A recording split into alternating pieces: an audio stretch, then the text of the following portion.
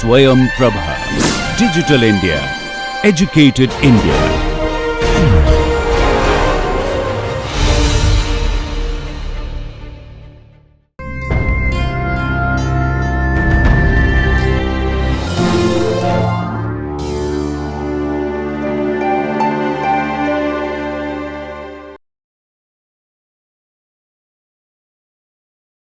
Demonstration on DDBJ and Uniprot databases. So, we will give details about the contents of DDBJ and how to submit the sequences and how to obtain the sequences using various search options available in DDBJ, as well as the supercomputing facility available in DDBJ.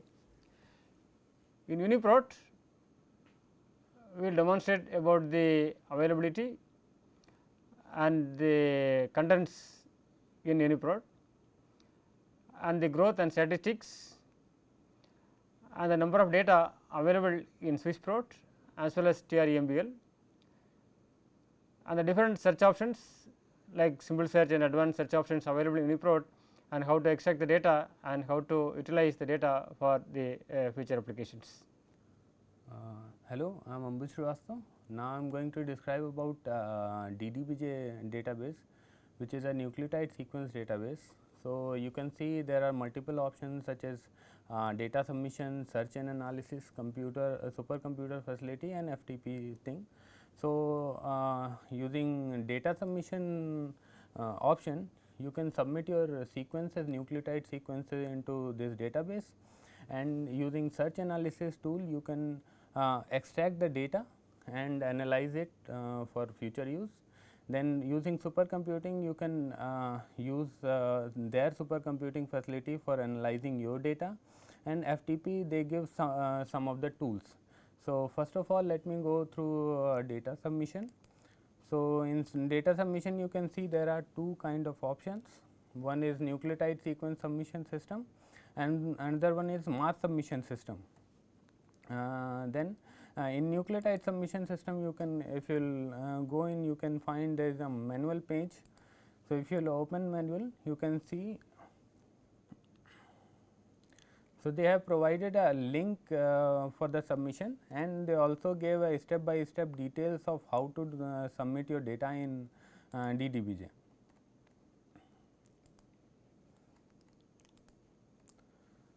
So, apart from data submission you can also go for analysis and search. So, there are two important search options, one is get entry and another one is ARSA. So, get entry you can get entries by accession number, and in ARSA you can do all round retrieval. So, then there is taxonomic search, BLAST and different kind of search tools which you can explore further. So, here I am going to tell you about get entry and ARSA. So, first of all let me go through ARSA. So, here you can put your sequence, for example, myoglobin, and get its detail here. So, also you can take the primary accession number and copy and go to the search option using get entry. So, you can just put your ID and get the sequence in flat file format here. Also, if you want to choose a different file format you can choose it from these options. Then in ARSA there are two kind of search options, one is quick search, another one is advanced search. So, in quick search you can directly put a keyword and get the entries. In advanced search you can choose an entry by multiple fields. For example, if you want to give a primary accession number, that will be one thing, then accession number, sequence length, molecular type and different options are available. So, for all this how you can do is that is given through an example. So, you can see if you want to match a pattern, for example, this one. So, in this pattern the last digit can be anything. So, you can see that all 5 zeros are there and then last digit is only different, otherwise everything is same. So, if you see in example you can also do the same thing in quick search just by mentioning the field name in the start. So, PA is a primary accession number. If you will go to the quick search, which So, in the same way you can do it here and you can get the same entries.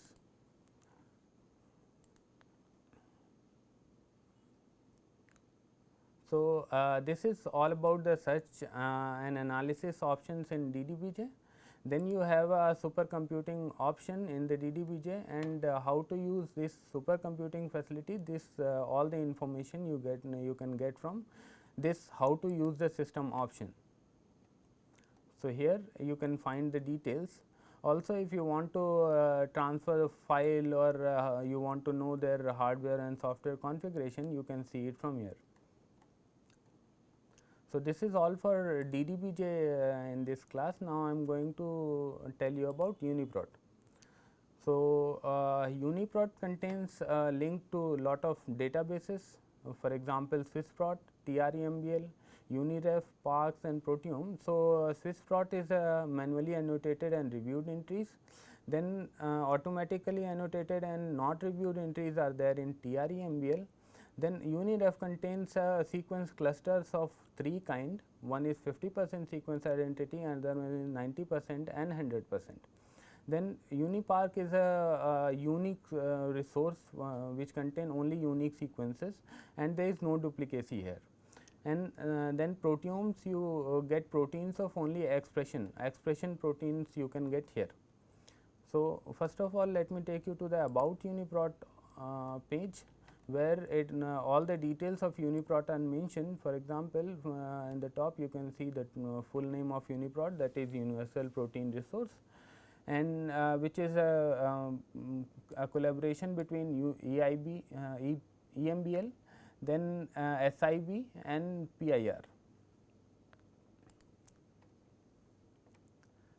Also, if you want to see more about how to use Uniprot KB, you can see Uniprot manual.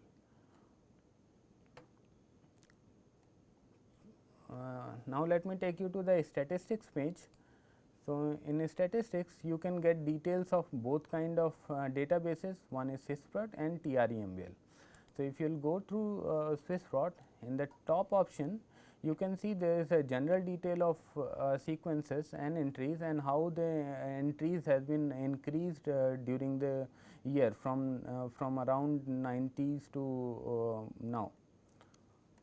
So, then you can get the taxonomic origin details, sequence data and all other details. One important detail you can get at the end is what are the amino acid distribution in Uniprot for all these sequences. So, you can see leucine is the highest and tryptophan is lowest, as been told in the lectures. And this also could be because 6 codon code for leucine and just 1 codon code for tryptophan. Then as far as search option is concerned, you can do a simple search using keywords by writing any keyword on the top. For example, myoglobin. So, you can get the detail here for the sequences. Then if you want to filter your search further, you can do it from here. For example, if you want to check only reviewed entries, you can just click here and you will get reviewed entries. You can further refine it. For example, if you want it from human only or from mouse only, you can click somewhere around here. Or if you want to cluster your data on the basis of 100% sequence alignment or 90% or 50%, that you can do it from here. Also, only these many options are available in the first page. So, if you want to increase any column here, you can add the column and just click on the column and save. So, you can see mass column here which has been added. Now, if you want to download the data, you can click on each of the data and download it from here, or if you want to download all the data, then there is no need of selecting anyone and you can download all the data. So, in advanced search option, you can just click on advanced search and type any keyword here, or if you want it from some specific thing, you can choose from here. For example, let us say you want a sequence from human only. So, human. then let us say protein name is myoglobin, and I do not want this such criteria. So, in this way you can get all the sequences for myoglobin protein, in which first sequence is only reviewed, other than that all are non reviewed, which you can see from the left side, only one entry is there in reviewed part. So, this is how you can use Uniprot. Apart from that, you can do retrieve ID mapping. So, in this option what you can give is you can give an identifier from one database and identify the data from the other database. For example, if you take these two Uniprot ID and if you want to know what is the PDB IDs available for these two sequences, you can give the IDs here and choose PDB here.